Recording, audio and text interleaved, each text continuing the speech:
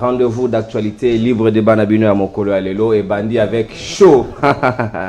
Intéressant Nabino Banso Boye Ibola Munangaki Naloba. Breaking news Nabiso Naboku c'est Sengel Nabino Boye Baete. Indice, il y a perception, il y a lutte contre la corruption, il y a transparence internationale et où tu peux publier rapport il y a 2021. Mokolo ya lobby mardi, Oyoba lobby, République démocratique du Congo est occupée sur place il y a 169e pays sur les 180 États du monde. Au Bazali réputé le plus corrompu, donc tu récupérer bon moko en avant, il y a place moko parce que en 2020, tu as que bien ici, il y a 170e place. Est-ce que y a avantage ou désavantage pour la RDC? C'est un peu parce que Félix Tshisekedi a poussé mon quel bosso. Topé Zali Nini, est-ce que Zali Moussala a IGF Topé Nino et poussé que la République démocratique du Congo ait gagné ici Kamoko Namayena.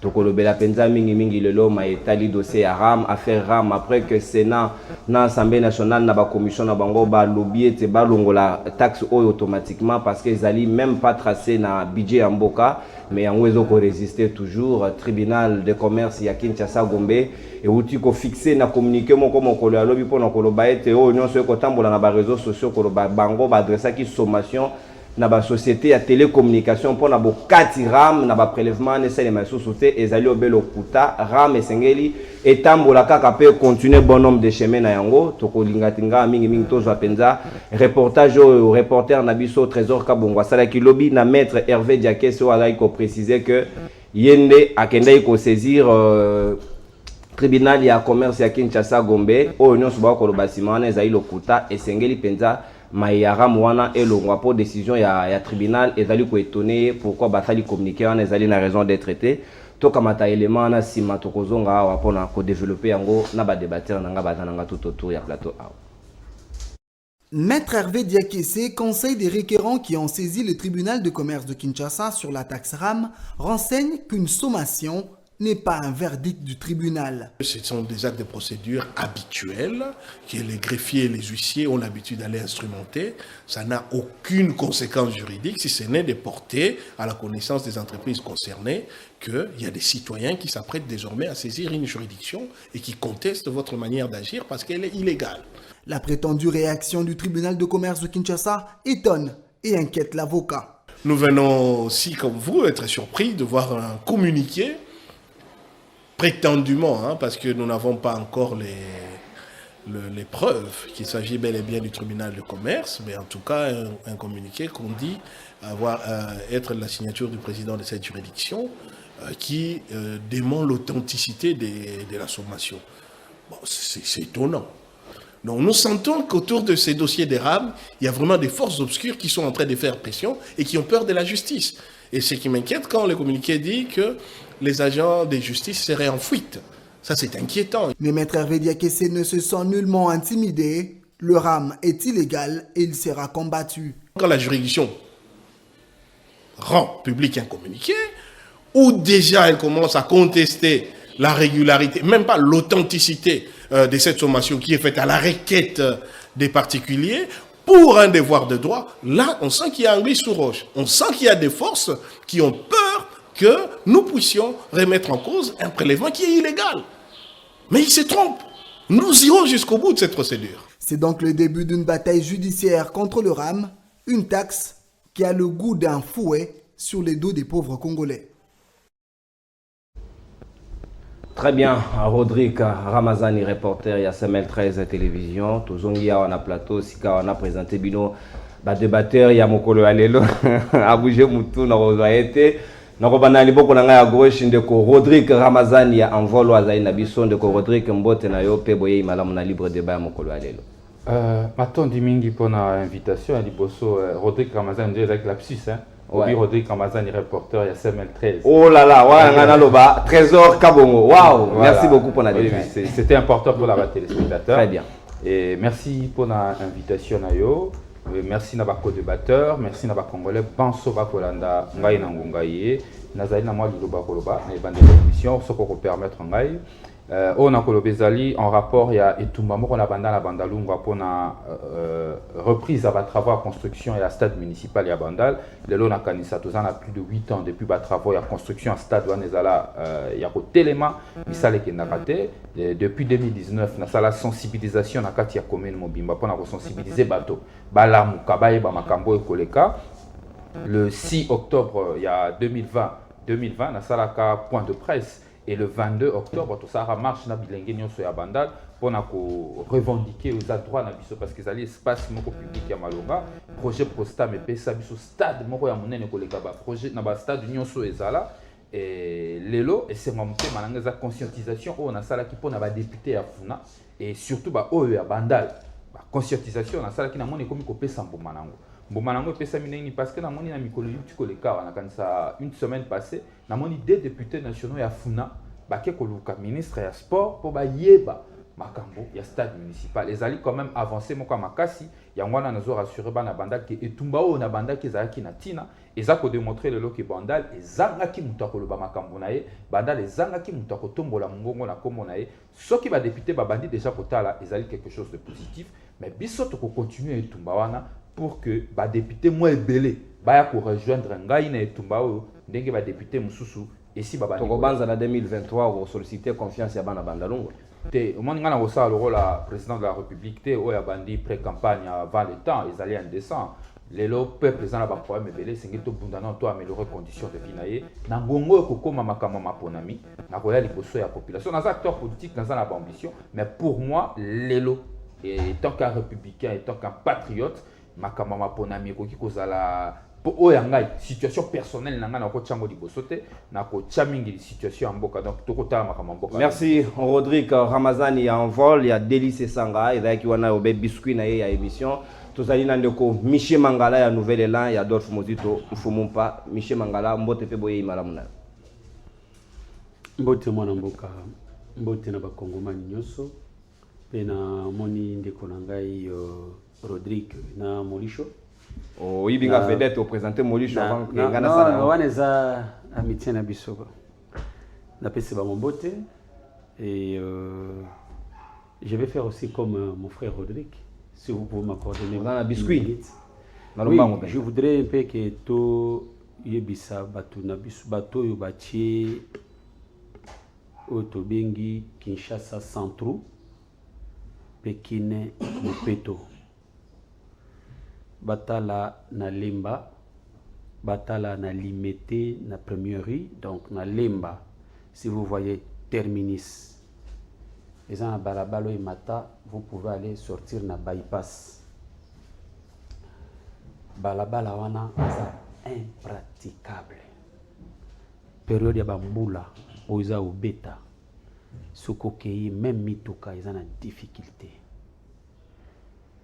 ba oyo ba une responsabilité il y a au dirigeant mboka batala na balabala wana et en plus na première on ne cessera jamais à dire ça sur Dilandos ba ça qui biso projet à Tigelu Tilegelu comment moi ya pasia Tilegelu eza keba bon salimete mais nos frères il y a Dilandos sont en train de souffrir. Regardez, il y avait un pont, il y a un pont là sur Dilandos. Il y a que des particuliers au basu ba responsabilité. Il y a ko bongisa pont wana. L'État a déserteur na ba responsabilité na ye. Mais on va où dans ces pays? C'est pourquoi tous interpellés bateau ba ko gérer les lots.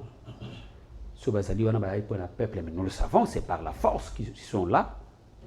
Mais barande ba service. Très bien Michel Mangala. Message eleki Kinshasa 0 trou batala Dilandos batala Lemba terminus nzela oyo e matapoke ebima bypass ba pesa ba population wana kimia parce qu'ils sont en train de souffrir. Très bien. Claude Molisho azali na biso elongo. Claude Molisho mbote na yo.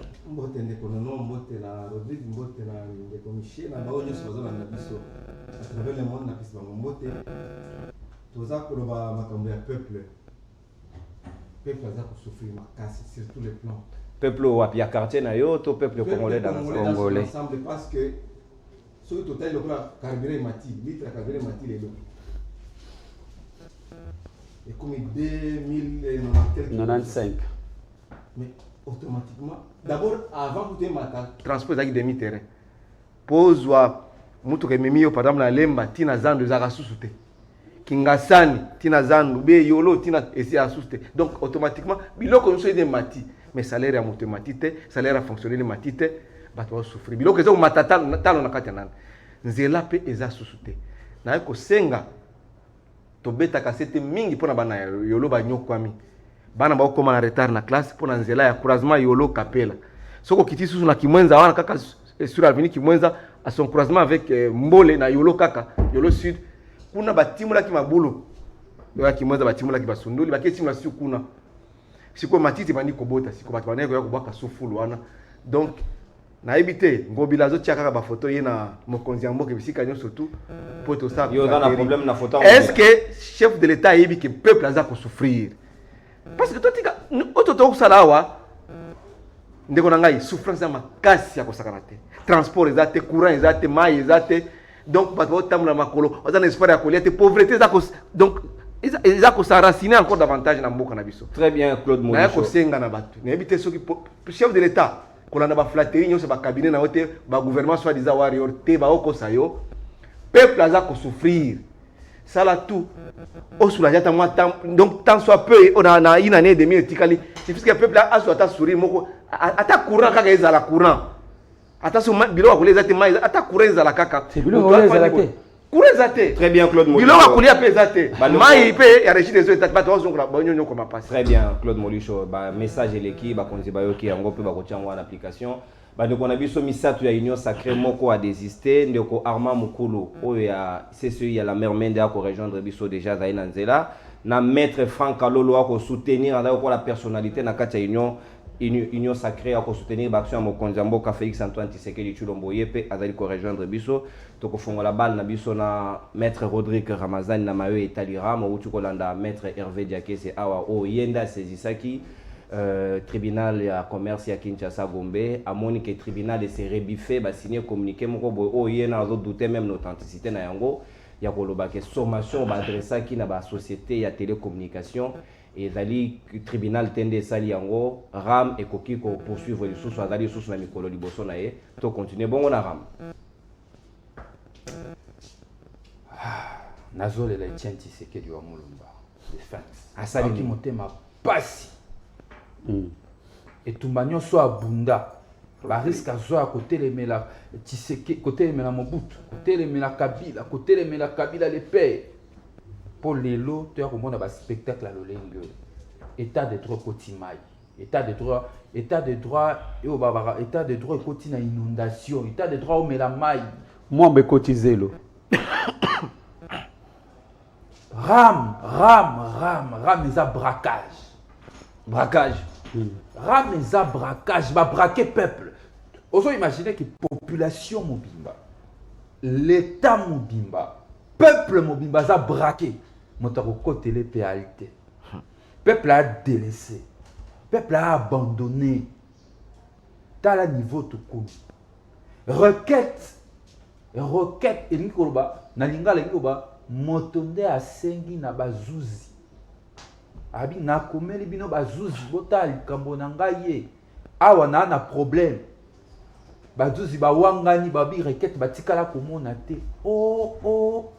heureusement que avocat o azali auteur ya acte parce que na mona ki kombo na ye na requête a confirmé que ye akotisa ki pe ba instrumentaliser ki ba acte wana mais tribunal mais c'est grave et si ka tokomi komema mboka o na yebite soki tolobi o tozoloba tout est violé nyonso na ba droit ba citoyen nos prérogatives à nous ba droit subjectif na biso naza na droit ko saisir juge pour que na pesa prétention nyonso na nango juge ne motako kata mais juge lelo aboyi alobi même requête wana mona te awangani acte oyo koti na juridiction na ye. Est-ce que tozo kokuyeba esika nini tokomi na régime oyo botika na bimisama ya miso pona Etienne? Est-ce que makambo etali tribunal o récupérer ngo mala moko o déposer likolo mo Congo ya régime? Na yebisi yo eza na ba pesanteur politique na lobarango tongo midi pourquoi bokoluka justice esa mandenge nini tango ba politique ba kokota na makambo justice mais tata mokonzi moko a servi biso d'exemple na makambo nga pesa acheki biso balobaka na français la puce à l'oreille alobi boyi ayebisi ba soki moko ba conseiller na ngai aye pas na bino pona ko epekisa bino bosa la justice bokanga. Ça veut dire que tata mokonzi l'homme le plus informé de tous les Congolais a informé que justice est instrumentalisée. Justice est instrumentalisée par ses proches. Ce qui est zaïté pour yasa tata mokonzi école allez chef de l'État c'est que bato bali autour naye bakosa makambo wana mais oya pasi na motema. Malgré que nous avons Tumba Etienne Tshisekedi, puis makambo osalema sous le pouvoir il y a Félix Tshisekedi, le fils de Etienne Tshisekedi.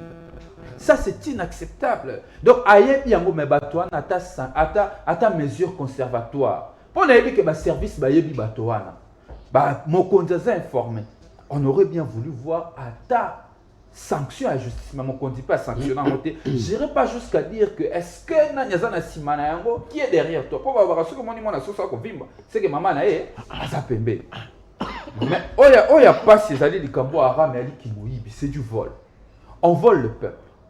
Bissonio Sotozoï Bama parce que tout a été démontré. Dans le niveau d'institution habilitée, notamment le Parlement, au niveau de l'Assemblée nationale, aussi du Sénat, ils ont démontré que RAM est répertorié nulle part. Même plus grave, des Gérards sont censés percevoir la taxe à l'État. Alors, il y a qu'on percevoir RAM parce qu'il y a une zéla dans le mais on apprendra par la suite qu'ils ont une institution privée des percevoir bon. C'est grave, c'est grave. Mais qui est en train d'autoriser tout ça? Même chef de l'État, comme d'habitude. Ayebisa kisoki akokamwa ndenge nini ekomi ba citoyen de ba ko futa mais azongi Kinshasa ngala ka chef de l'État ngaka taper du poing sur la table parce que ça décision à conseil des ministres. Chef de l'État azongi Kinshasa rame ko continuer. Le pire, un citoyen saisit la justice pour faire rétablir l'ordre, à saisir contre ba opérateur il y a ba télécom parce que nous estimons que l'État est makamante c'est des accords pour opérateur. Non. Pesanteur politique et côté justice. Très bien, Rodrigue. État de droit et côté maille. État de droit Amélie Maille. État de droit Zindi. État de droit Zindi. État de droit Nazamaloba Rodrigue Ramazan et côté maille. Koto yondeko ya lamuka alobi état de droit et côté zélo. Na ebite côté zélo na tina nini ezali citoyen congolais à saisir justice. A remarqué que sommation yango justice ezongi na maloba na elobi eza ya yete ba gens batiaki yango esengeli na bango baza la poursuivre ba okanga bango baza déjà en fuite yo moni que ba pesantero ndeko Rodrigue ako soupçonner o peut mettre veille que ça comme on dirait ezali na main noire na sima ya faire yango o hier ako lâcheté ozali pe na même entendement au même partage ya makanisi na pona yango. Ndeko merci na ndenge opesi biso maloba. Nalingi keto procéder na interrogation moko que mutu na mutu ami poser question.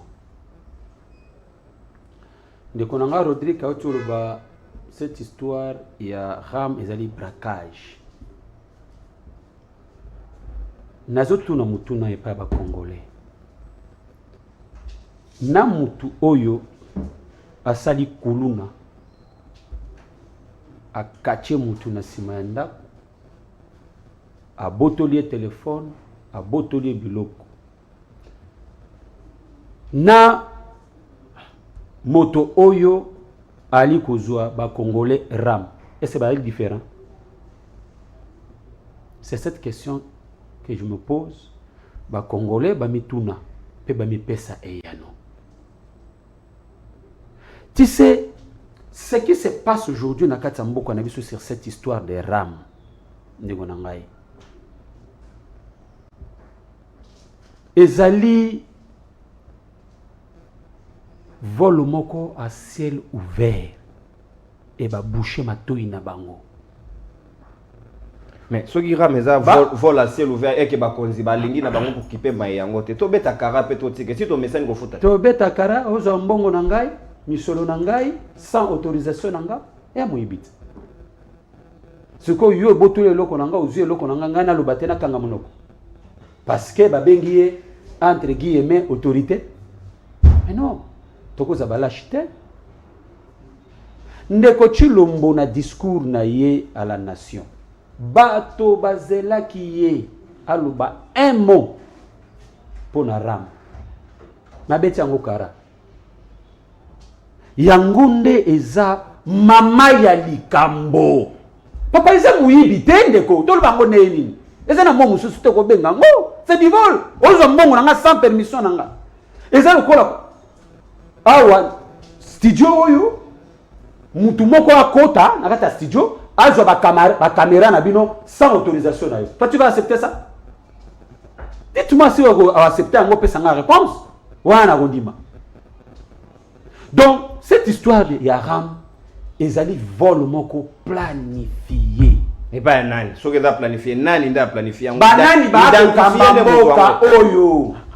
Parce que ba tuona ba ko bon.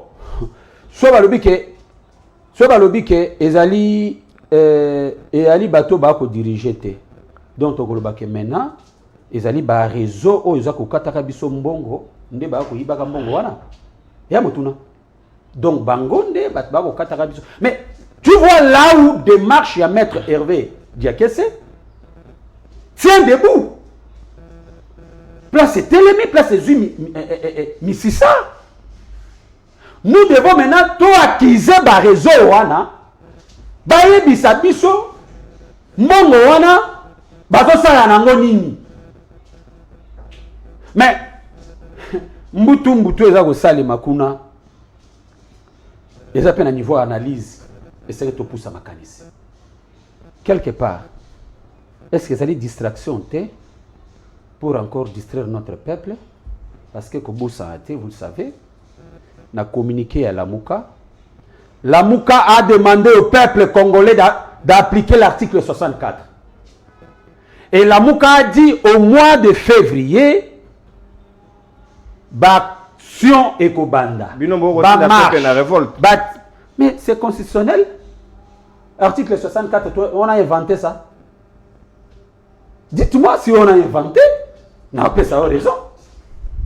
C'est la constitution. Et Pessibiso Mpifo, droit wana. To résister pouvoir nyonso elingi ko tikala na makasi auto o evandi na makasi. C'est la constitution qui nous donne raison. Mais maintenant, pour étouffer communication ya lamuka, pour que bato balobela l'application de l'article 64 T, bandi ba montage, ba dévier maintenant penser ya batou, ba kene na ba distraction, et les gens ba responsabilité na bango te pour ba sauver mboko na bango, ba pratique la carte de distraction, et bango va profiter pour maltraiter encore le peuple congolais. C'est pourquoi là où nous disons à notre peuple, éveillez-vous, Mobutu Aloba, impère miso ga. Merci. Tokoloba, ba congolais miso ga. Bofungola miso parce que balingi ko botolo encore davantage souveraineté na bino. Regardez, pardon, je termine par là. Je termine par là. Tala complot au Salema. Je pense que vous avez pensé Sangwa. Vous êtes déjà au courant. La conférence que ça en Belgique entre le 26 et le 29 pour que va revoir la frontière africaine. Dans le mois de février. Mais ils allaient revoir la frontière africaine. Ça, ils ont mascarade. Va revoir la frontière na Congo. L'Afrique centrale. Mais ça, c'est du mascarade. Voilà. C'est pourquoi nous disons ceci. C'est pourquoi nous disons ceci, mon frère. Je termine par là. Nous disons ceci et pas le peuple congolais. Tokoki kozala susu naïf te. Et sengel na biso tofungola miso. Parce que Maëlle, il y a une partie, il y a communauté internationale. Na bande konabiso ba pesi bokonzi. Bazali na Mayele Claude que Molicho. bakata mboka na Merci, biso merci, na Monsieur likambo Mangala. tolobaka sur Merci, la Monsieur Mangala. balkanisation. Wane digression. C'est pourquoi nous devons se lever comme un seul homme plutôt, pour dire non na ba pratique wana nyonso. Soki biso ba kometo télévision oza suna malobate tokolela mboka na biso. awa ko Hervé Diakese awa ko soupçonner main noire na sima ya affaire ya Ramoyo. Tomitu na mutuna Ram en réalité et ko profiter na nani oyandimi ezala au détriment ya peuple. Ram ils ont profité na bao baza ko percevoir soi-disant taxe wana Ba réseau ya télécommunication. non bakonzi parce que baza ko verser yango na RPTC ndi aza ko gérer yango ndi tozo ko yoka. Et puis na RPTC des enquêtes ont été menées par des journalistes indépendants ba na batu ke mbongo zo kota kuna po ebima. Ça, ça dépense du fonctionnement, tout ça va répartition, va clé de répartition à bango, il faut signature à mon moko. Moko kakane ya kosala. Ndeko na ngai. Na lobaki ne bande l'émission yo que peuple a ko souffrir. Pas si bilo ko kolia kutezo mona na te. To leki bonane ya Noël ya babaki Thompson ko uta na Namibie. Ya miso ya rouge, to ya miso ya pembe, to moni yango pete. Ba lobaki na biso carton ya sauce ko zonga na $10. So poulet béton. Tout le monde peut en péter. Courant exact, tu vas dollar la molili. Nde yango epekisi ofuta taxe te. Te, ezali taxe moko illégal parce que nengo za koloboza mo pazi oyibi ke au niveau de l'Assemblée nationale basali recommandation na gouvernement. Parce que gouvernement que non, c'est au conseil des ministres qui a été décidé. Mais non, la président du conseil des ministres, chef de l'État non, ou ça le premier ministre non. Depuis que basali ba recommandation au Assemblée nationale. Pour le baïté que Ram wana eza na traçabilité te contre la budget à l'état te na Sénat premier vice-président ya commission Ecofin ya Sénat nani honorable ouazaki na RCD ancien ministre pas économie le nom m'échappe aussi. Avancez. Basali recommandation mais depuis ces jours-là il est ça fait combien de mois conseil des ministres Boni et Salemi sans pour qu'il va toucher question à Ram. Michel Mangala uti wa ke mokonja mo na discours le 13 décembre sur l'état de la nation. Asali allusion à Ramte. Pendant que Ram za kunyokola na ba mama bote ka mandunda matembele na makala. Ato te ka nguba na yo muke ozana ma téléphone na yo. Balbi yo de la deuxième génération ba ko percevoir te lokuta baza ko za Ram na nyonso tout. Téléphone nyonso tout. Tala ndenge baza kunyokola oye pour kunyokola peu. Moi j'ai salue le courage de maître Hervé Diakese. Parce que Hervé Diakese na bien malamu to salaka na ba débat le roi Kabila là qui président de la République. Aza combattre Kabila makasi que non, il faut Tshisekedi à na pouvoir. Pote mboko ba ko bali à 3 fois par jour, tout ça Tshisekedi le a na pouvoir, ça fait combien d'années? Hervé Diakese nazo lukanga na débat na yo. Tokutana. Oh, je me souviens de ça duel. To ça qui débat moko na Congo web et puis ça qui baise makasi. Kabila là qui est président de la République. C'était en 2017 ou c'est pas 2018, 2017. Nangana de Hervé Diakese. Il a traité Kabila de tous les noms d'oiseaux possibles. Mais les autres tokomi wapi. Affaire Ram tokomi wapi. Chile Jelo tokomi wapi. Affaire ya Kinshasa 0 tokomi wapi. Kinshasa Elenda tokomi wapi. Kinshasa Bopeto tokomi wapi. Programme 100 jours tokomi wapi. Hervé Diakese naza ko senga débat na yo. Parce que ngana yebisa kibiango na bango depuis kala ke baoba baza ko zwa bokonzi na mboka. Baye pour le peuple d'abord te. Mais il y a le bas qui baye pour le peuple d'abord to kolia 3 fois par jour parce qu'il y a un imagi que non lokola mokonzi ya mboka lelo aloba ina Kabila ya bando sala pona peuple te yo kamati maloba wana obambi ngo Félix Tshisekedi. Kabila bana ko sala pona peuple asali pe pona peuple pe bila ya ezali positif ya 18 ans. Soki mutu alingi debanga na Kabila ye pona combien bila ya Kabila to sala na débat. Na koleksa 1 2 3 4 5. Qu'est-ce que Kabila a réalisé, qu'est-ce qu'il n'a pas réalisé? Dans le but il a sali 100%. Non. Il y a des choses qui n'ont pas été réalisées, mais Kabila ça les belé. Même s'il faut rentrer vers les 3 premières années à Kabila, tu as ça le bilan. Dans 3 ans, il y a Tshisekedi. Il n'y a pas match. Souffrance, c'est ça qu'il y a par rapport aux alliés, il n'y a pas un programme alimentaire mondial, par rapport il y a le ministère du plan Ezali. Le projet de l'université Bango Mobalobi, ils ont perdu 40% de pouvoir d'achat dans Bango. Pas en grève. Pendant que Kabila a pris $2000, Ngana Hervé Diakese na kotika été. J'ai salué son courage, il est allé saisir les coups de tribunal, c'est son droit. Mais la sengi débat naie. Parce qu'on a qualifié d'escroquerie d'État à faire à Ramoyo. Mais il y a aussi un Bateau. contradictoire, il n'y a pas d'accord, tu as saisir pour que va supprimer RAM. Non, pour la gouvernance. Parce qu'il y a le baki, ce qui. Mais il y a une union sacrée. Tata. Mais discours est à lobby. Et ça, on a Moukébaï. Tout ça, débat Moukébaï. Fini Kabila n'importe comment. Mais le Moukébaï lobby, n'a pas Kabila pardon. Kabila Azana Maël a Konzamboko pour les Kachisekedi. Et ça, on a été Moukébaï dans le public. N'a lobby. Moi, je ne suis pas ici pour me faire voir à la télévision. N'a rien que la télévision avec les éléments de preuve. N'a rien qui pour le peuple d'abord. N'a rien qui pour le peuple aïeba. N'engenini. Mbokezo Kambama. Batia poto babenga mingi. Pour la réaction. Les lots, au fur et à mesure, au Kende, Bazo plus à Kabila raison. Bazo réclamer Kabila. Kabila a bango. Kimia. C'est pour vous dire que Bato Bazo au Konzabiso. Ils ont voulu entretenir un flou sur l'affaire RAM. Pendant que ceux qui disent qu'il est contre le chef de l'État, c'est aîné, il est jaloux. Mais l'Assemblée nationale, il y a une union sucrée. Sénat, il y a une union sucrée. C'est les recommandations. Et tu as l'institution en Claude Molicho. C'est l'institution du gouvernement, non? Pouvoir constituer ce pouvoir de contrôler l'action du gouvernement. Mais baza ko sala ba recommandation. Mais ils allaient non appliquer jusqu'aujourd'hui. Pendant que le Conseil des ministres est présidé par le président de la République Moko. Vendredi Conseil des ministres zalaki. Vendredi oyo. Balba que tama biloga matata loté soso béton était. On a sur le baki en Claude Molicho. Mais toza comment na kaka baza contre ni fou. Flou. Nani maman oya zaki déjà biso tokene ko mona ye. Au chité wana. Maman, parce qu'il va y percevoir des taxes sur la quantité du gouvernement pour la téléphonie mobile. Alors, il y a un peu mais quelques jours après, il y a un bango. RPTC, RPTC, organe de régulation. Parce que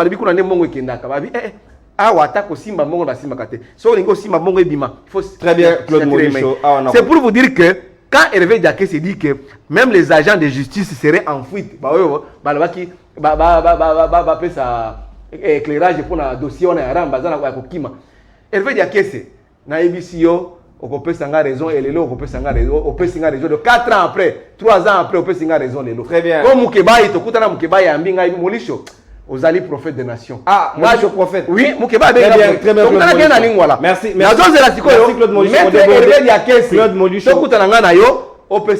Raison publiquement. Pas tout ça, il y a un débat makasi pour la Kabila. Maître Rodrigue Ramazani a Claude Molicho a débordé dans Malobanae. Tu as fait dans Miami, Balé, Bila, il y a Félix Tshisekedi, il y a mis parcours. Mais avant cela, est-ce qu'il y a-t-il pas risque d'un côté, il y a le président Mokondiambo, Félix Antoine Tshisekedi Tshilombo en 2023, tache noire au Yaram et Landaye et Luka ko baby c'est la même campagne électorale du moment où ministre qui bassa devant Assemblée nationale à lobby et Zali était mon solo ne donc je ramène à niveau et à présidence et à République il s'est dédouané. Est-ce que le président on a risque on a pour les élections à venir? Ils ont un ministre qui bassa président a vice-président et assemblée premier vice-président de l'Assemblée nationale Jean-Marc Aboundou Baloba qui a une réunion il y a député à Union sacrée. Alors, il y a une erreur, il y a contrôler Magamora parce qu'il y a besoin de relever la présidence de la République. Donc, les Congolais, il faut que le lot soit Kemba na Magamora. Maman a besoin de fin fond ya Congo, bazana passi, mosola passi ya minyoko. Bako luka ko crédit, bako kata bango na ram, baye bakezali na présidence de la République, nemtali na cause ya passi na bango. Yango moni lelo, ya rolobe mingi zate parce que les Congolais, il faut comprendre que le problème est de se poser le régime oyo.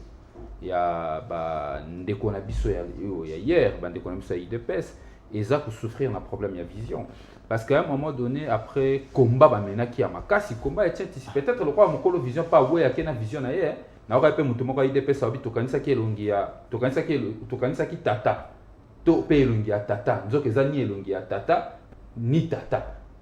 Wana za mutu IDPS nda lobaki. Ngara lobani, yo comprenez makanisi na. Tenga la kokona ki mokolo vision azati. Mokolo état de droit azate moto ayaki na likambo habité abundi na mobutu pour tout état de droit na Congo abundi pour que le peuple d'abord ça veut dire social à congolais bonga azate awa akina na makanisi na ye peut-être kazo ki tanko kabola te to bato akabola kana bongo makanisi bango ne so balongwa la kata IDPS ba pemene ya mokonzi ya mboka te conséquence lelo toko constater ou toko constater mboke ko tambola na nyamu mode avion ndenge na lobaka pilotage automatique mokumbi azate mboke ko tambola kaka waya moto moko tayi ba problème nini ko sa malakati mboka c'est grave ceux qui bato ba ko kuma mboka baza informé te Ça veut dire ils ont problème, ils ont grave, ils ont gravissime. Il y a un moment où ça va congolais boy. Avant il y a une question dans Mibale. Le colo a makambo ba détournement nyonso et sala. À cause de tous les détournements qu'il y a eu. Kobanda 100 jours tilelo. Le colo il y a braquage, oh il y a ram. Le colo il y a ba grève, il y a ba enseignant, il y a université. Na okipe be étudier ba kena mona mokonzambo ka ba bisi ki ba o munyo sala kai bango ko bongisa et pas il moko te bonga wifi et sila nango donc monga ramo ko se justifier na wifi ba étudiant et ça les maraté pour ba étudier ba bisi ki yango mokonzi vis-à-vis l'école est échec il y a gratuité de l'enseignement na état de siège et makamunyoso oyo régime oyo nkai ko sala esimbité toi na bila mi parcours na osenga ba congolais loko be moko to sunga président Nabisoza, chef Nabisoza, chef de l'État, Félix Antoine Tshisekedi, a comme le deuxième sénateur à vie après Joseph. Donc, bah, il est en 2023. Avant, la seule chose au sein la porte aider président de la République, Lelo, notre chef. Parce que moi, parmi les jeunes à rassemblement, quand on a un jeunesse à rassemblement, Félix Tshisekedi. C'était une personne très enthousiaste. Mais Lelo a constaté que soit il y a un problème d'entourage, ou soit le problème est zaïmo. Mais si quoi c'est que biso peuple to sungayi parce que c'est un mécanisme constitutionnel ça dit ma ponami. Parce que ma ponami faut seulement en 2023. Tant que tozo qui na ma ponami 2023, likola makamu nyonso yo na cité. Détournement, vol yaram, échec à gratuité de l'enseignement, grève par-ci par-là, makababa mbesi, mbongo kobunga, nyonso zo ko jamais bien te. To sunga tata mokonzi ya ekolo na biso a comme le deuxième sénateur à vie à Pema comme ça to zomboka to pesa na maboka bato ba yebi makambo bato ba na vision ko kumbela mboka bato ba ko la biso perspective sika ba ni komi makongo dans les 5 ans ba rejoindre pouvoir pambate na cadre procès démocratie biso na envol to do baki boy génération oyo ba bunda ki pona indépendance ndaki sakasa vous lumumba bango nyonso ba gérer kimbo ba ju déjà tant na bango ko gérer mboka génération au pays bundaki contre dictature na lutte pacifique ndaki sa palu na IDPS donc izenga na président Tshisekedi le lo palu na IDPS ba gérer des jambok bato pe ba simbaka mandoki pona ko lutter contre dictature bango wana pe ba se retrouver na 1+4 ba gérer des jamboka to moni esika nini basuki lelo congolais aza sous na nyongwa motote. Congolais ne doit plus rien à quelqu'un. Le Congolais aujourd'hui faut s'autodéterminer à pona moto akoya ko bongo la bomo inaye parce que ba nyongo ya bango wana ba bunda pona makambo to comme sika to komi et si Congolais a fouti mais lelo esengeli na Congolais tala siko avenir na ye atika kopesa pouvoir na loenge atika kopesa moto bokonzi po alobaka mingi atika kopesa moto bokonzi parce que umeli na lutte apesa bakonzi na bato yo ba ko mériter likambo liena yango wana na insister 2023 président de la République de chef de l'État to sungaye akoma le deuxième sénateur à vie. Très bien Rodrigue Ramazani. Wana eza maloba na yo ezo engagé kaka yo moko ndeko Michel Mangala awa ko mokonzi mboka akotala on dirait komona te mayo etaliram alors que l'élection est poussa ba yemo kwazo solliciter ba pesa ye confiance ya sika pour na deuxième mandat mais akomona te que ram eza directement lié na population ceux qui balongoli yango te et koki ko jouer en défaveur na ye. Mwana mboka merci pour na mutuna yango yo to ko yebisa ye pe to ko yisa ba kongomani to ko yebisa ye asala lokola Sarkozy asala lokola Hollande. Sarkozy na Hollande balakaki ba peuple français bakosale la bango boy. Moi Hollande au pouvoir, je fais faire ça. Moi Sarkozy au pouvoir, je vais faire ça. Ndeko Tshilombo pe tanga yaki alakaki pe ba kongomani. Alobi na kokomisa budget ya mboka na 85 milliards. Alaki ba kongomani na kati ya gestion na ye ba projet tile gelou. Alaki ba congolais ba projet na ye à 100 jours. Alaki ba congolais mo makambo ebele. Mais ceux qui te sali évaluation na makambo nyonso ya alakaki ba congolais et loko mokote ya malonga oya sali pas ya ba congolais. Sur le sérieux avec lui-même. Ata gratuité enseignement yo limité. Papa foi yo moko na kasai kuna na kananga na loja tanga lobaki makambo ya gratuité de l'enseignement bayibisa keni papa wa gratuité ya enseignement ezalaka te ngana kosi Michel Mangala kosi tsiko ozolu la gratuité ni donc foin donc pouvoir moko otobengi pouvoir ya lisenga zéro na zéro. Donc mais c'est Félix Antoine Tshisekedi devait faire comme M. Sarkozy. A poser sous son mandat, à Sengali sous-souté. Mais pour lui, ce n'est pas ça le cas. Pour lui, c'est la tricherie. Pour lui, coûte que coûte, il faut attirer un procès d'intention. Pas procès d'intention, mon ami journaliste. Je vais vous démontrer. À la Cour constitutionnelle, la Cour constitutionnelle a nommé un juge. Il avait piétiné la Constitution. Nous avons dit à son temps. Aïe l'Assemblée nationale. Il y a une législature, une majorité, et balkambalami balé. Na éviter ceux qui molisha au contredire. Pour nous autres, on a pas mon pas molisha makambaloba kiao. Aïe, pouf, a manipulé nos pères évêques, nos pères, comment, la confession religieuse. Ou à Bimisi ceux qui 6 combien 4 je crois. 6 à Bimisi. Yo 6 yo à Bimisi. Yo on a la preuve. Ah papa. Tous ba discours ya béché le tout là yo. Laissons ça. Peuple congolais yebi. Pas balekisi mutu na bango kadima yawana. Ba négocier na ba traiter na bango ya mulili bango na MLC. Il fallait pas payer ça MLC secrétariat exécutif. Pas Ndeko Chilombo na IDPS va dribbler MLC, va nommer Mutuna Bango. Vous comprenez? Tout ça c'est quoi? Pour que Atikala na Kibokonze a balisé des gens là. Donc Ram, Ezala, Toté, Tricherie, on a eu au moins la tricherie la plus grande. Raison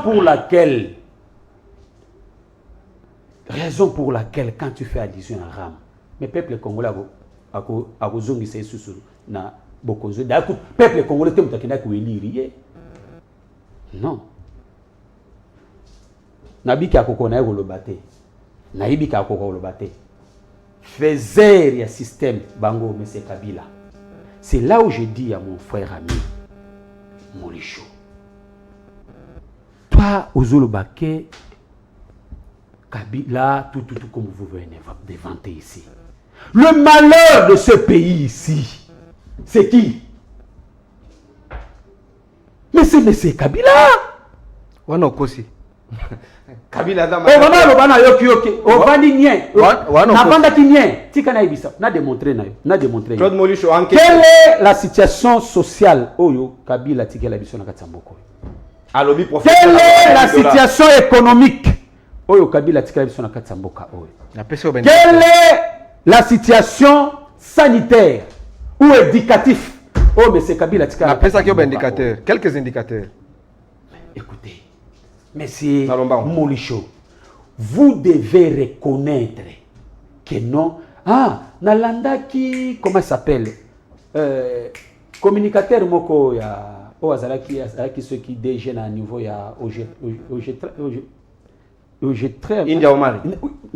India ako senga pardon. Moi je pense, si vous êtes sincère avec vous-même, ce que vous devez faire, c'est demander pardon au peuple. Parce que vous avez très mal géré la République et résultat oyo tozanango lelo, conséquence na yango, source na yango. Mais c'est M. Kabila. Très bien, Michel Mangala. C'est M. Kabila. Vous ne pouvez pas venir vanter M. Kabila ici.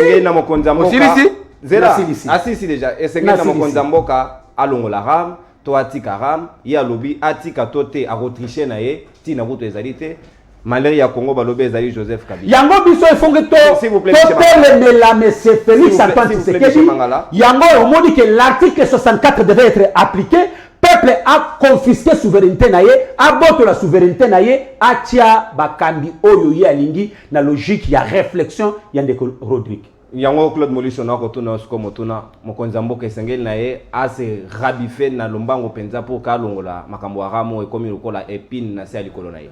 Ndeko na ngai. Nani agangi te pona makambo aramo? Nani agangi te? Ata Joseph Kabila ba ko kata yini te. Mutu nyonso tu. Na ebite soki na ba warrior bakata bango te. Po bango ba kena conseil des ministres, biso kena conseil des ministres. Pour attaquer contre Randi, so kolandi contre Randi. Balobaka makambo etali peuple te balobaka non. Bango bazana mbongo ebele Molisho. Yango mwana oyo kipe bango te. Moi ba tala likamwane ya te. Ba betango kakara. Ndeko nono Ram. Soko balingi kolongola Ram te, ba yebi pourquoi ba yebi kolongola Ram te. Parce que ils ont profité bango. Olobi awa 2023. Mais bon Ram babi comme près de 500 millions. 360 millions. 360 millions. Ils ont mon soleil belé. Est-ce que ils ont sali ça? Ils ont ça ba Congomani nyon surtout. Mais c'est quelques personnes, quelques membres amis frères de connaissances. Ne pas accoyer mon Ram. La connaissance en année. Il y a Joseph Kabila. Joseph Kabila est aux affaires aujourd'hui. Joseph Kabila a fait son temps. Il a donné ce qu'il a donné au peuple congolais et les traces sont là. Michel Mangalate, Joseph Kabila a fait des choses dans ce pays, des positives. J'appelle ça exemple à ma professeur d'université. J'appelle ça exemple à ma magistrat. Merci. Te ba magistrat Molisho Kabila lobaka kopesa bango $1,600 et bota problème on a C'était graduel. C'était graduel. C'était graduellement. Au Bani on a $600 nouvellement engagé, ti na $1,400. Ni ala miseba. Kabila c'est ayaka malambo ka boye kolobaka tout d'un coup comme oh paf gratuité. Sans que boye ba uzala mosoloté, sans que non. Même gratuité Kabila zaki gratuité banaki déjà dans la province. À part Kinshasa na Lubumbashi. Si vous vous souvenez, na kasa ya Tchakite hein? Non, ma province est la Kinyoso tout avant 26 tu as 11 provinces. Alors baki Katanga na Kinshasa dans un premier temps, vous n'êtes pas concerné par la gratuité. Kasinde yango c'est que kasa c'est na gratuité. Oui. Et tu sais que d'ailleurs ba bi na gratuité, ça tu sais que na o Kabila non, ezalaki siko l'air ba ngo baye siko konyokola peuple. Oh, ba ne ko liene. Te yoka. Mbongo Kabila mane kucha pour la gratuité dans ma province. Ba détourner yango. Ba au dossier Veridos. Boko ça là ba carte de service enseignant carte moko yuta $5 carte moko. Ya enseignant. Kabila tiki mbongo na mboko na ba caisse ya mbongo. Na mboko yo. Mais Kabila quand il est arrivé au pouvoir, a coûté combien la caisse à l'état?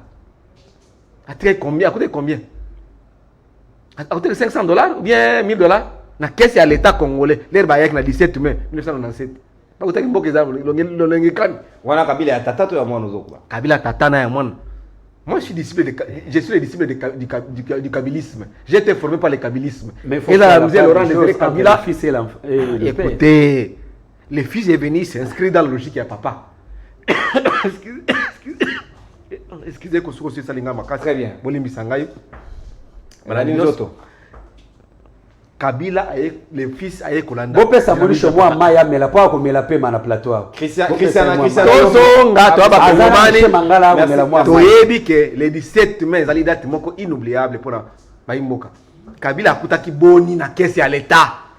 Eza mboka na biso. Nous avons les droits. Kabila au conseil moninga na. Et atika kiba. Yeye alona ba etali ram parce que yeye azali conseil na liboso fait tseke dalobaki. Akoki pe kopesa moninga conseil ram. Kabila na escroquer peuple congolais, c'est bien au contraire, il a servi le peuple congolais. Mais ba oyo ba remplacer Kabila, ba ko escroquer parce que escroquerie d'état ba lobi yango ya ram yango. Hervé Diakesi wana lobi yango. A changer discours.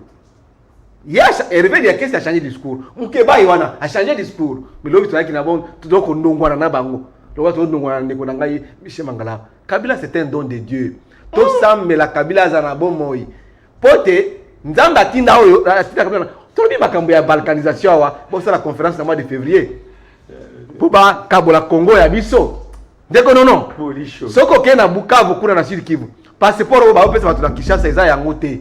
ils ont passeport mosusu. Donc on a la révélation que dans la province ba na passeport. Na SD makambo nga na yebiso ya conférence olingi osali makuna na Belgique. va proposer déjà et comme déjà. Vous comprenez que notre peuple déjà planning na bango. Tozongela maiwana sima. Ndeko tika nga na dokende. Ba contrat ba pesi ba Ougandais na ba Rwandais. Ba Rwandais ba komi ko sokola ma minéraux na biso. Biso toza incapable ya ko construire des Rwandais ko sokola. Baza ko laver donner la valeur ajoutée à nos coltans, à nos métaux. Lithium, coltan, tout ça. Et au lieu, Congolais va exporter en auto, moi mon solo. Et qu'il y a Rwanda, Sokoli, Ango, Rwanda, va nini? Vas-y mon solo. Tous les chômeurs rebellés. Non. Et ça passe. Donc dans ton obawa, Batwaleli Kabila. Oh, Batwaleli déjà Kabila. Au moins, Batwaleli déjà Kabila depuis, si quoi depuis Kala. Chinarambo, Ozawapi. Chinarambo, on m'a dit marché va na Lumbashi. Marché oyo pour avoir libéré. Oh bakabiliste va na Lumbashi. Pour libérer nani Ngoy Mulunda. Le lendemain il dépêche ça le marché na ye. Ba tozo pesa bango ba police za ko encadrer bango. Mais oh ya Kabila, ya batu ya Kabila ba réprimer bango ba bumi batu ba faire disparaître. Merci Claude Molicho. État des droits il élevé. Merci Claude Molicho. Tout ça l'évaluation en boka na biso il y a 3 ans ya gestion ya batu ya Chile. Na ba mo wana sukoto ko kota nango mara mo on évaluation ya mi parcours ya mokonzi mboka Félix Antoine Tshisekedi Tshilombo. Tout le monde qui beleza négatif, largement négatif. S'il vous plaît Claude Molicho. Parce que on tolo ba dans la carte ya bilan. Merci. To ko za suko aspect ya lutte contre la corruption parce que yo yebi que Transparency International et utuko classé mboka na biso na rang ya 169e état parmi les pays les plus corrompus au monde. Félix Tshisekedi akuta kibiso nesika ya 170e mais lelo to comme nesika ya 160e. Et d'ailleurs moi mouvement moko ya moquette au sali. Et c'est ngeli to reconnaître quand même que na mandat OP ya bilan ya Félix Tshisekedi a mi parcours et ça dit quand même moi positif moquet parce que to occupé rang moko et avantage maître Rodrigue Kamazani. Vous avez pas l'impression là?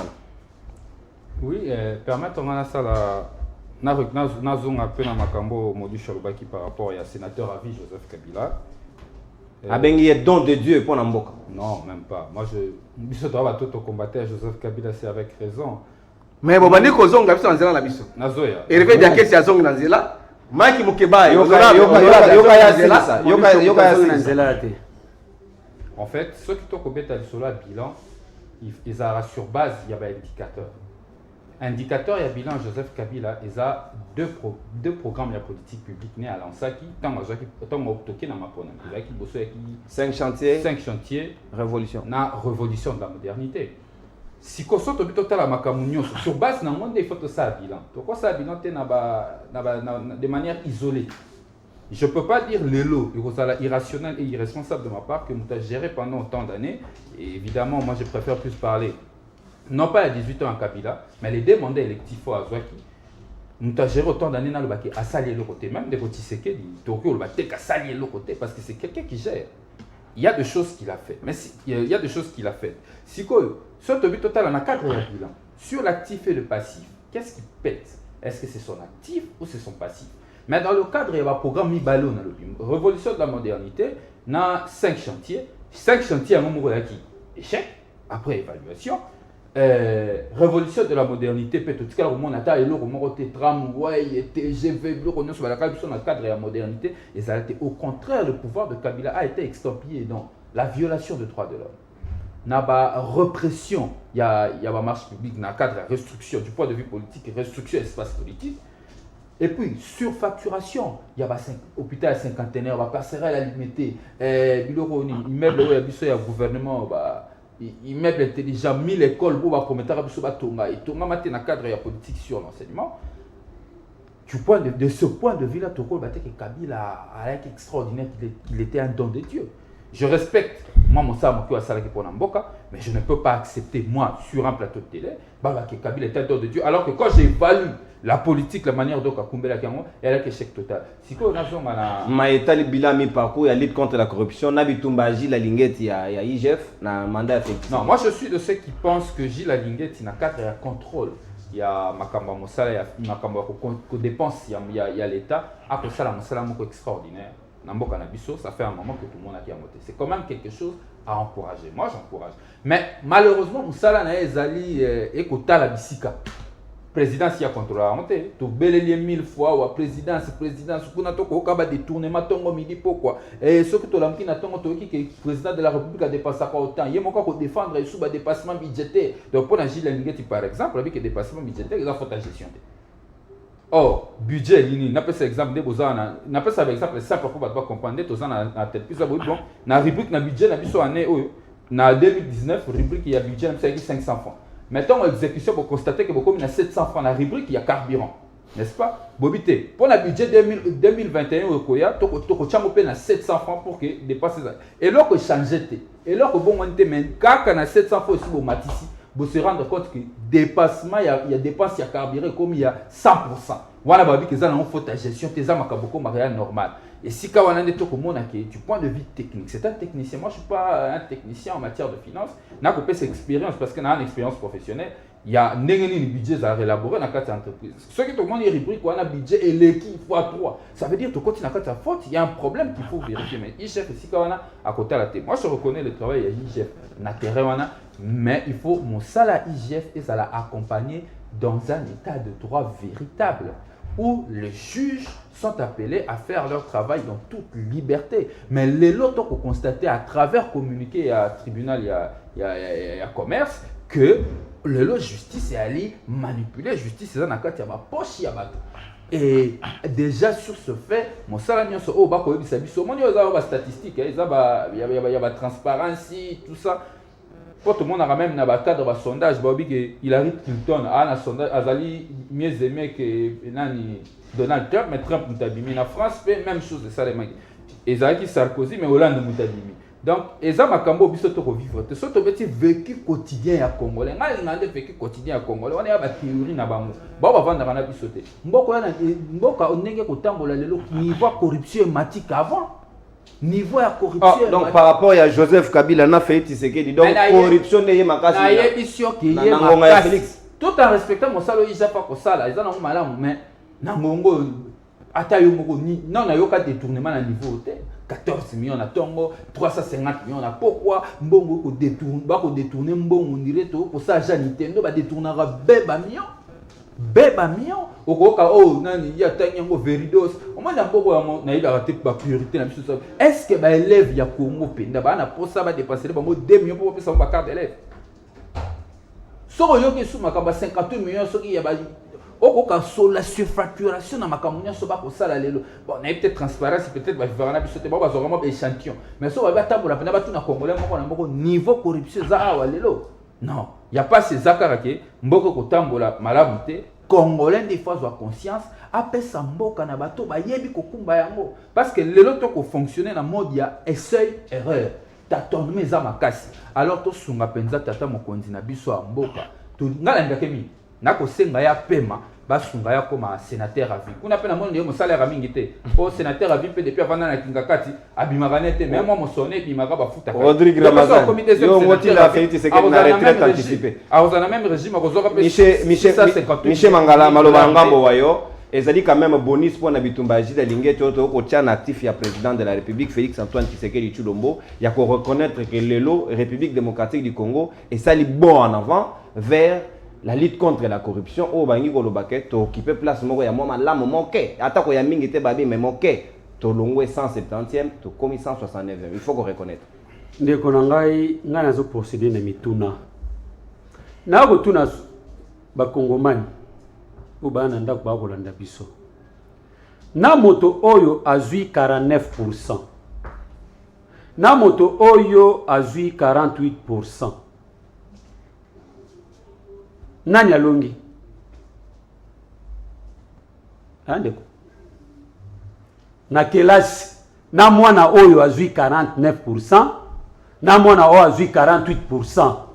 Nani alongi? Mais na kelasi balonga na 50 mata. Oya mwana mayele hein? Oya pena mayele.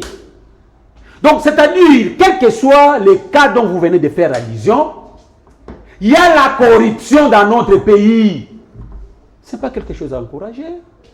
Régime à M. Tshilombo. Il y a un régime corrompu. Bato balobi qui va lutter contre la corruption.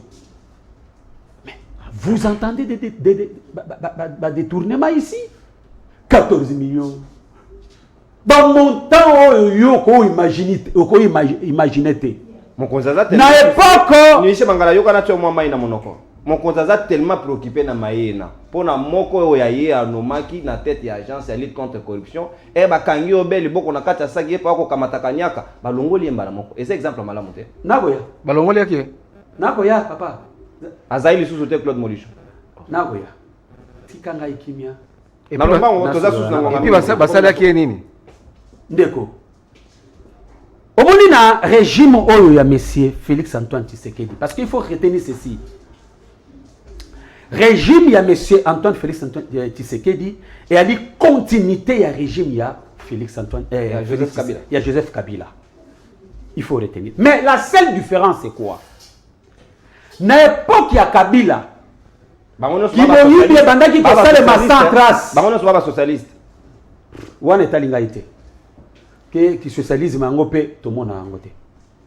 Donc na régime ya Kabila qui moyibi bandaki ko salema sans trace. Na ba professionnel. Na ba professionnel. Ya ki moyibi. Mutabana ko révéler biso kaka le professeur Luzolo. Mutabana ko révéler biso. Mais na régime ya Monsieur Tilombo. Ba maté. Qui moyibi e ko beta ma ale ni motonyo so ko mona yango. Donc baba professionnel baba amateur. Moto nyonso akomona yango. Même maman oyo ateka amatembele. Même muto fandi na epai na biso kuna na akomona ke ba ko yibaka ye misolo. Omoni cette différence? Donc régime oyo ya corruption évani. Mais na linga na cha na spécifier 30 secondes.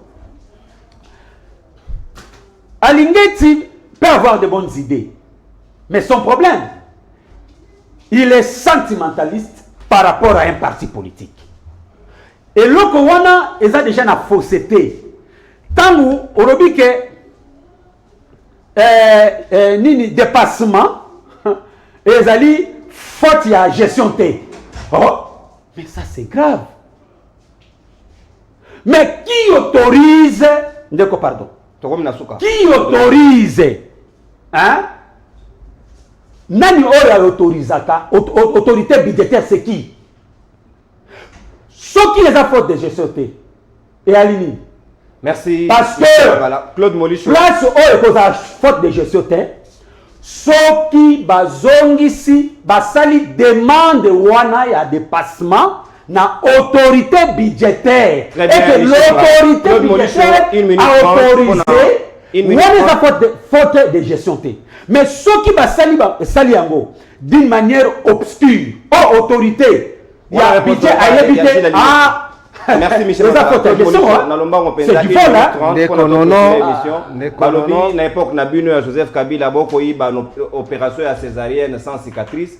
Tout ba mater ndé baye mais quand même baye biso moi bon vers en avant tozaki 18e to comme 19e sur les 180 pays. Banani théo tout ça estimation to kiti tomati na corruption tout ça sous non plutôt que sur la situation ou les indicateurs de la situation sur la situation socio-économique. Parce que vous regardez vous comparer Kabila tiki savon cube à savon à combien les lots économiques combien Coupe à Madessou, Kabila Terrain à combien? Voilà ce qui intéresse les peuples congolais. Pour ça, va débat, tongo midi, pourquoi français, oh, tout ça. Non. Corruption et Zali na yango tilelo. Biso, ngai Claude Molisho personnellement, et l'autre que se préoccuper, nga passe ya mboko. Parce que, tozo li a souté. Les lots bolai nanzala, au beti tour, aussi, le comment côté, aux zongi, au bisibana, bo supporter kaka. Et comme il va supporter. Côté Moussou Bana, va commencer à Kindumba. Bilan positif na lutte contre la corruption. Quel est positif? On a fait quel est positif? Tout le monde va détourner 16 millions à surveiller à Tenafep. On a pris exemple Mouké. Batouaké au surveiller Tenafep, par exemple, non, ma boko banque était, bon foutre la banque parce que chaque enseignant reconnu a un compte dans la banque. Na ministre Tony Mwaba, na yemo kwa lingeti, babeng bangwe pa Kabuya. Kabouya, comment gérer ma Kamyambok? Il a quelle responsabilité? Quelle fonction officielle? Kabouya Augustin. tomoni bango bafani boye kabuya afani akomosambusa alingi timbongo wana kene nini toni mwa baote makambo sala soni na mokonzi ya mboka botika yango tiango na se le lendemain tomoni ye toni mwa mokonzi ya mboka ya mbiye donc transparence mikosi basali calcul nga bato oni banani mususu babenga ngo me enquête ya sondage sondage ni makambo ebele oh tu sais moto oyo aza likolo ya moto oyo non ngai eloko zo préoccuper ngai ba congolais kolia na biso za pasi lelo lotiliki eza te mai ya kunywa eza te hakuna kitu njala inapita banduku yangu bima kuli ya kele vert hein. Alors c'est ce qui nous préoccupe aujourd'hui. Qu'est-ce que ces gens qui sont au pouvoir aujourd'hui les peuples d'abord bango bakomi kosomba ba jipe bakomi tonga bandako de fikini on sona kingabwa ba stade. Est-ce que bago avant bakoma aux affaires bakomi tata mbo so ko tonga stade na kingabwa ou bien ndako na villa na kingabwa ou bien ba appartement to moni na Belgique ou ba somi na Belgique to moni yango. Merci Claude Molicho. Ndeko Obi déjà bilé dans négatif. Na ebsaki largement négatif. Na ebsaki mukebai nga za prophète ici na ensemble la bien nga prophète. Hervé Diakese na ebsaki nga za prophète. Lelo to komi wapi. Merci Claude Molicho, merci Rodrigue Ramazani pour la participation là. Merci beaucoup pour l'invitation. Merci Michel Mangala pour la participation dans mon collège. Merci moi Namboka. Claude Molicho, merci pour la prophète de la nation. Prophète de la nation. Merci à l'Union Sacrée, merci Mato Kobenga Bamba Okima, Baete, Misatu Mobimba Baete. Les spectateurs vont condamner biso. Ezali Obe Forte na Mokonde Moko a désisté Chris Mokendi, mais Ndeko Armand a été alobaka na Nzela. Là il faut reconnaître qu'il désisté pas un moi problème. Merci. Merci. Mais tous on la sous dossier à Rame prochainement. Rame za ko nyoko la bato. Merci Claude. Merci Claude Molicho to komo bena soka libre de bala mkola lelo bokolanda obe semaine matin na Aristote Mba pena beni o bakoya na simana ngai bo continuer ko sala confiance na chaîne na bino ya professionnalisme na excellence à 5m13 télévision to kota na ngonga ya lobby na 9h pour un nouveau numéro ya libre débat. Au revoir.